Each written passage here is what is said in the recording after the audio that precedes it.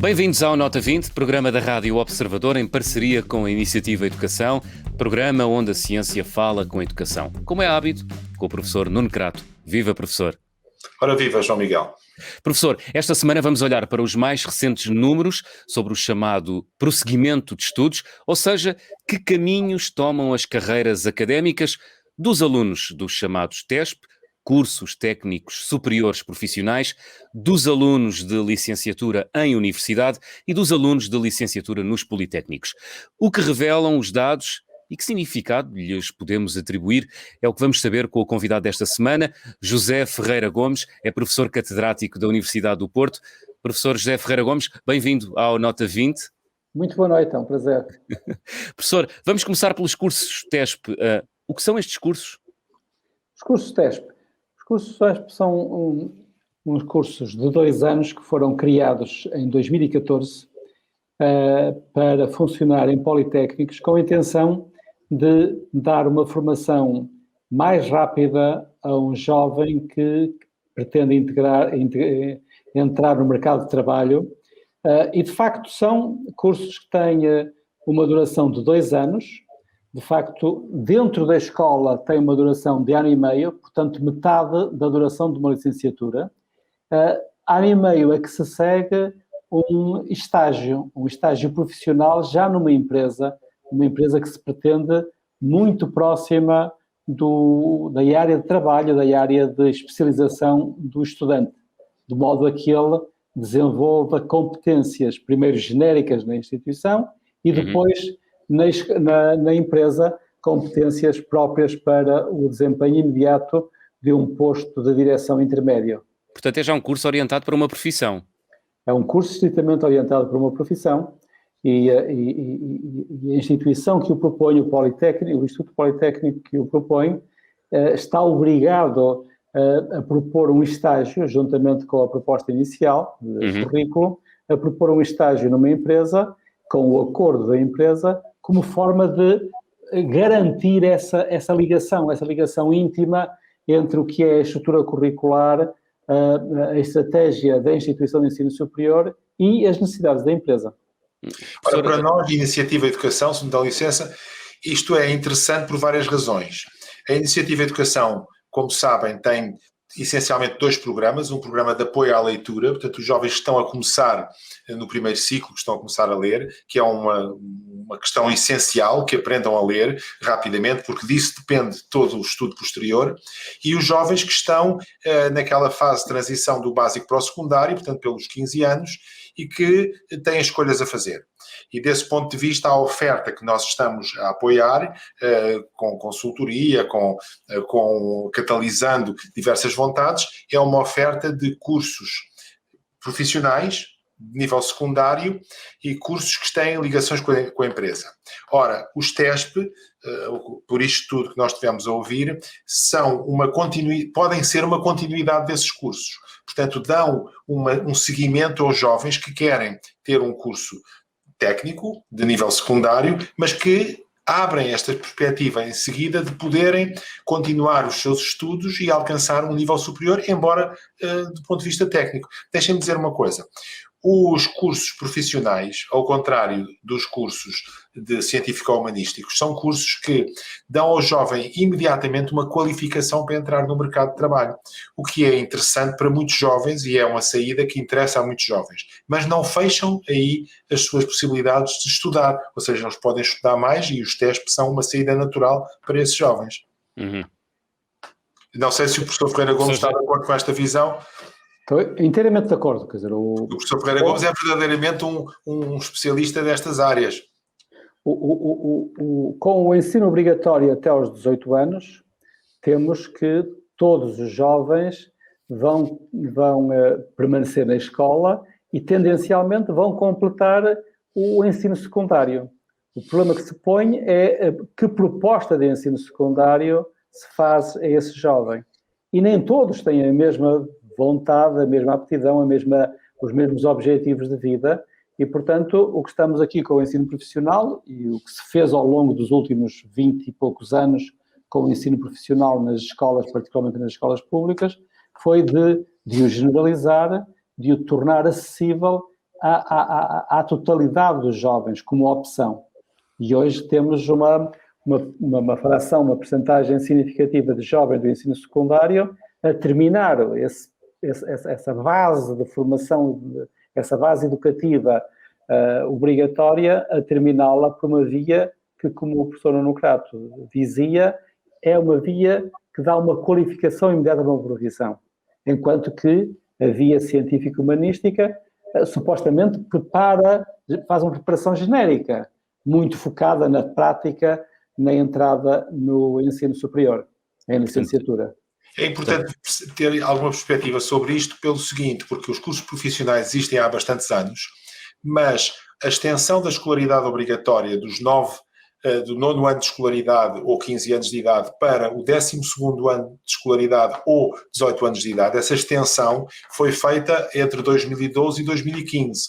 E os cursos profissionais enquadram-se nessa extensão, ou seja, um jovem que siga um curso profissional cumpre com isso a escolaridade obrigatória. Portanto, eles ganharam uma dimensão nova com esta extensão da escolaridade obrigatória. Uhum. Sendo que depois, como dizia o professor José Ferreira Gomes, apareceram os cursos TESP, os tais cursos técnicos superiores profissionais. Que curso ou que nível de qualificação é que atribuem estes cursos, professor José Ferreira Gomes?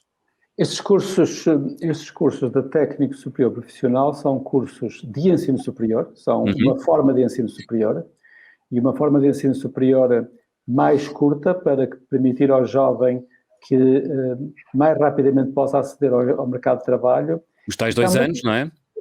Os 2 anos, que de facto é ano e meio na escola, no Instituto Politécnico, mais meio ano de estágio, portanto é metade de uma licenciatura nessa perspectiva, e que resolvam, em parte, que deem um contributo para resolver um problema que é reconhecido em toda a Europa, não só entre nós, que é a frequente dificuldade de emprego dos licenciados.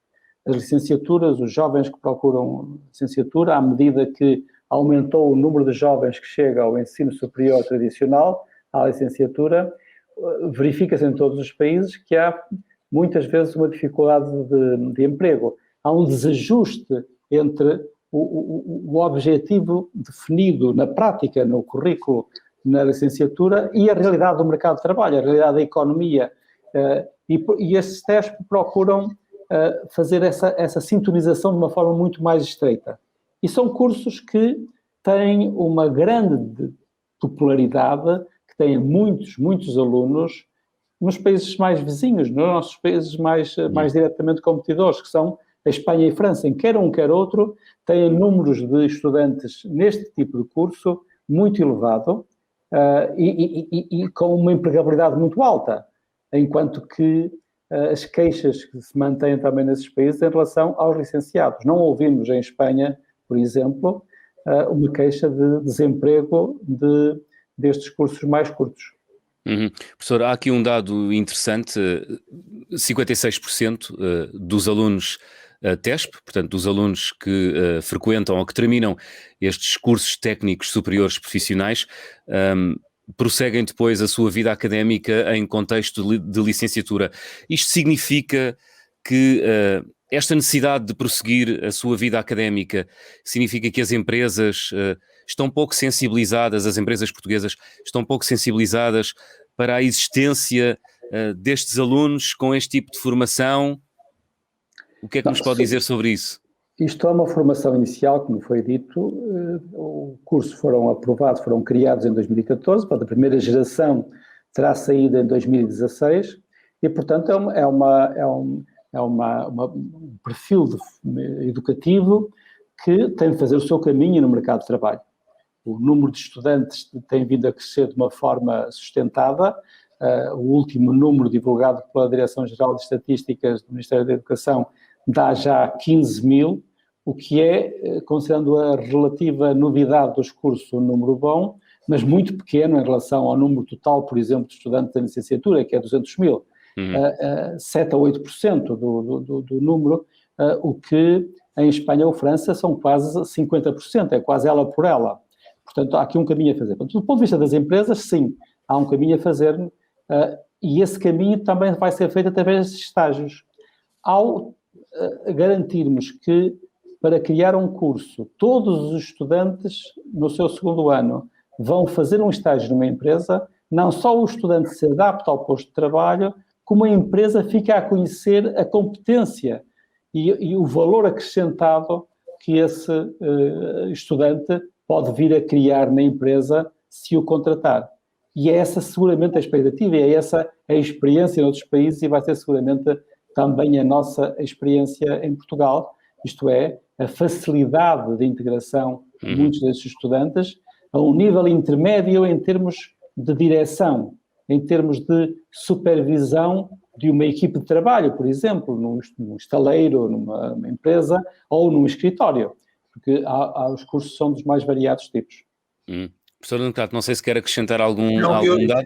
Eu diria uma coisa, é que esta colaboração com as empresas é extremamente frutuosa, ou pode ser extremamente frutuosa, porque as empresas ajudam na própria formação dos jovens a assegurar que o jovem recebe um complemento de formação que se adequa às necessidades do mercado de trabalho. E é por isso que as empresas colaboram, quer dizer, colaboram no profissional a mesma coisa. Há cursos profissionais que têm imenso sucesso. Porquê?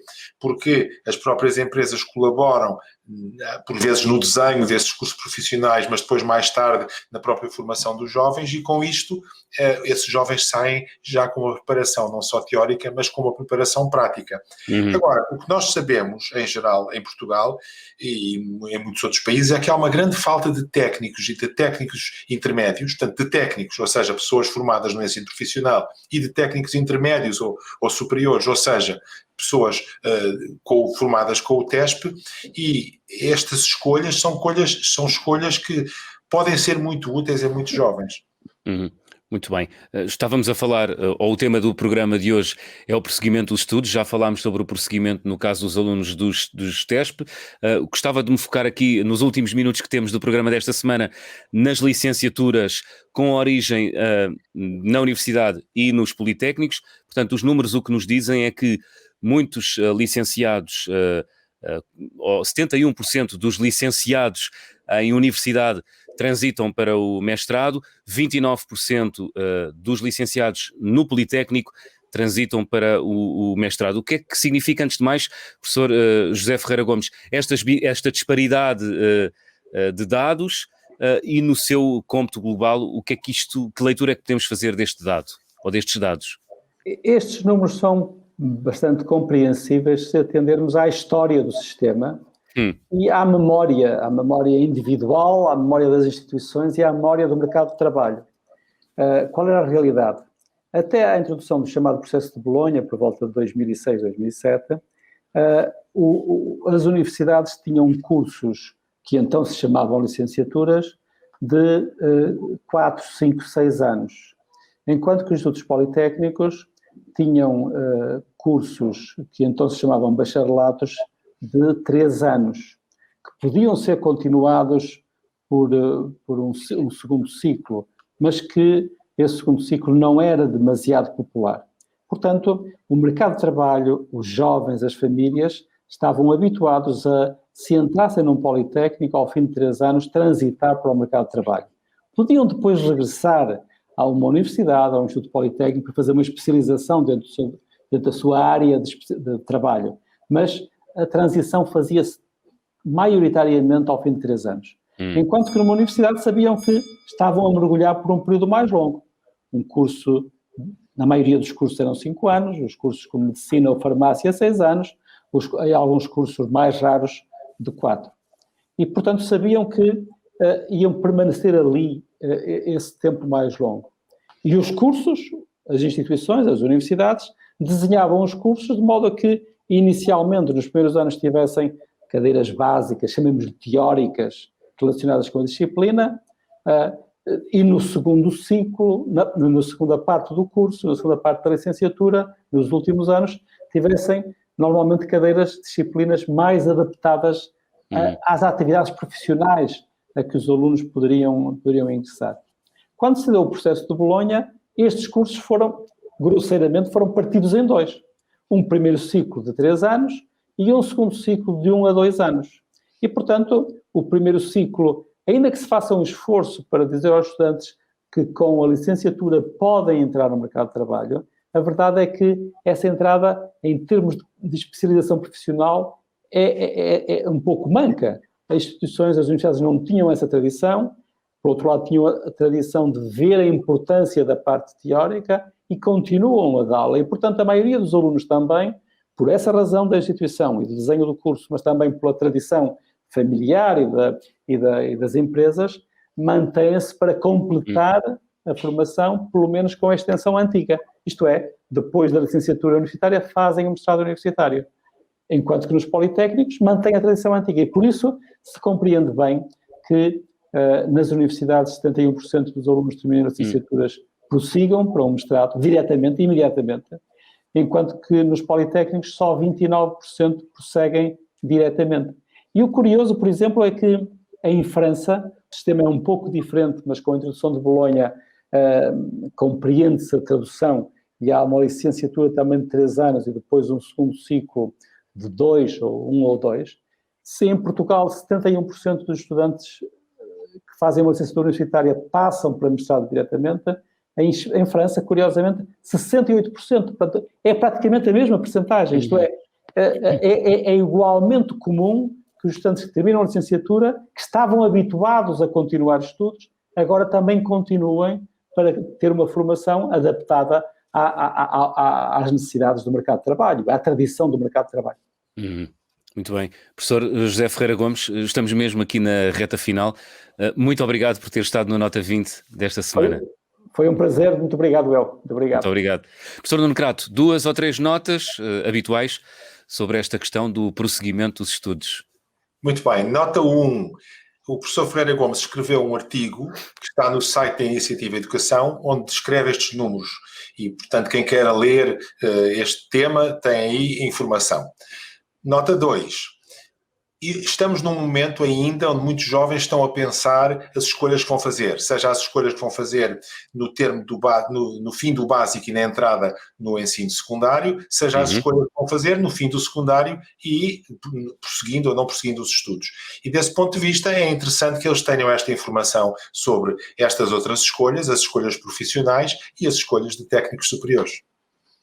Bem, na próxima semana vamos literalmente contar pelos dedos, vamos analisar este gesto inocente que todas as crianças praticam quando estão a aprender a contar. Será a nossa convidada a psicóloga Raquel Lemos, do Instituto Superior de Psicologia Aplicada e investigadora da Fundação Champalimau. A fechar, desafiamos, como é hábito, os nossos ouvintes a responder a uma pergunta que vamos colocar daqui a 1 minuto no Twitter.